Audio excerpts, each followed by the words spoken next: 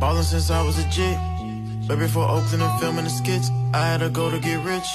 Mama was struggling paying the rent, I couldn't help her with shit. Hey, then I'm feeling so stuck in this bitch.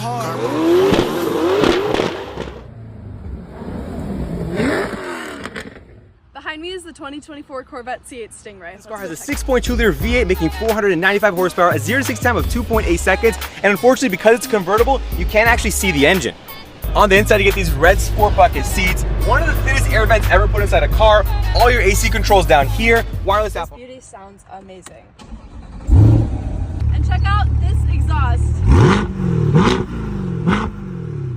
This car is a rear-wheel drive differential, has an 8-speed automatic transmission, and has all the drive modes from track to snow.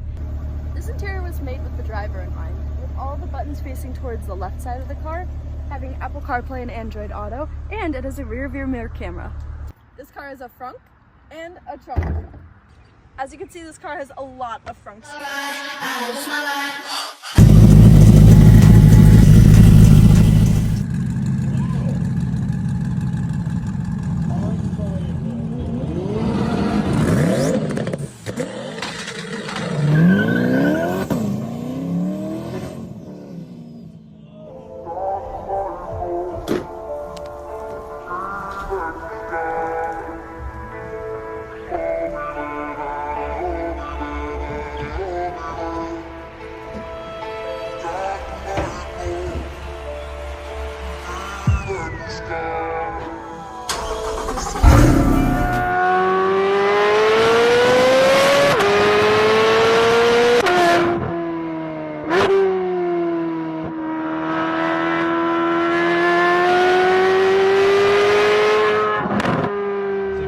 In 2.8 seconds in the Corvette. All you have to do is double tap the traction control off button to engage ESC mode, mash the brakes, mash the gas, and let off, and oh my god, and that's 60. The hidden feature about the Corvette, whenever you use both the plus and minus pedals, if you actually press and hold them at the same time, it will quickly put the vehicle in neutral, allowing you to quickly rev to your desire. Hey man, yo!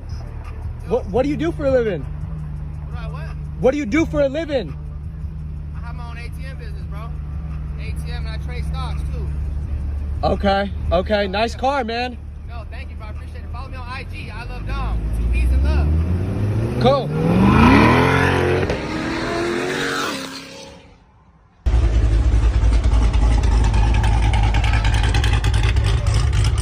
Looks are my favorite things about this car. You're gonna get so many compliments on a daily basis. It's crazy. Appreciate it. Thanks. This is a crazy car, bro. Oh, thanks. And nothing's quite like having an NA V8 right behind you. There's not a lot of cars on the road that are gonna be able to compete with you, though a lot think they can. What? More on that later. One of my first concerns after I got this car was wondering how it worked with water getting in the engine bay. Chevy only recommends getting the C8 hand washed, though the cover does a really good job at keeping water from getting on top of the engine. So personally, I haven't had a problem with it. The other thing that makes this a great daily is its practicality. I know it's not practical to sit in your trunk, but I'm really impressed with the amount of trunk space you get in this car. I don't know the exact cubic feet of the front trunk, but I really do appreciate how much space I do have. You can easily put groceries in here, backpacks, and even a small carry-on bag. And if that wasn't enough, the C8 Corvette has a back trunk too. Now I'm sure y'all like to see me jump in the back of the trunk here, but I'm just going to use these 3-gallon water containers as an example of how much space you have in the trunk.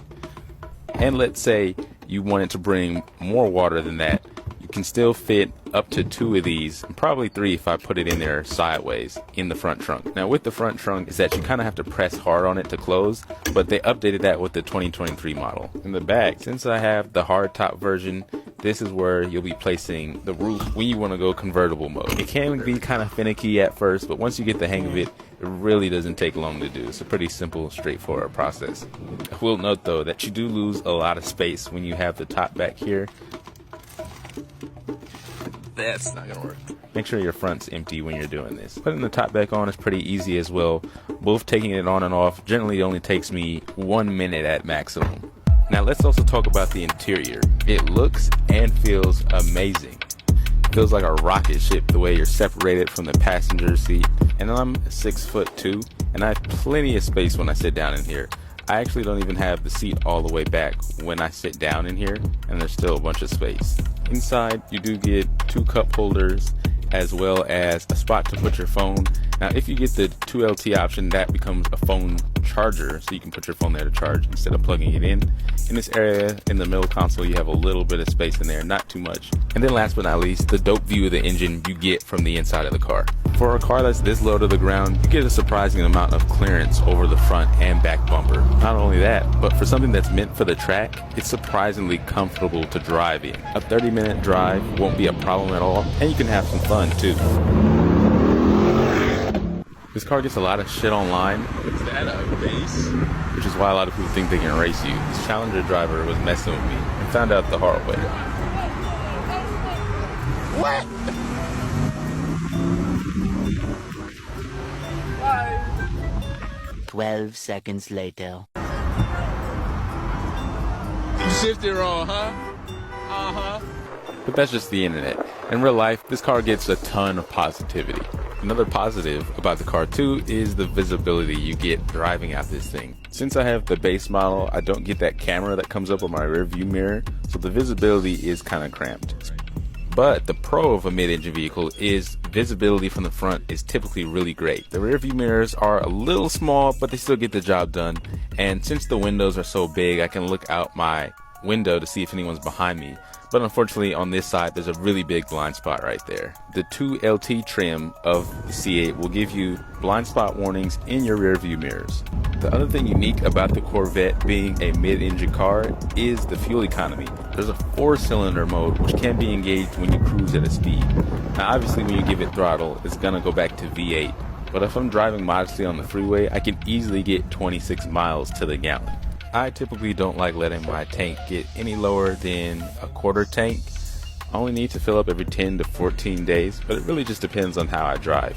So $60 to fill it up isn't bad, but look how much it is per gallon. God damn. Well, at least it's not Cali prices, but that's still not bad to fill up the C8 Corvette in my honest opinion. Yeah. Full tank right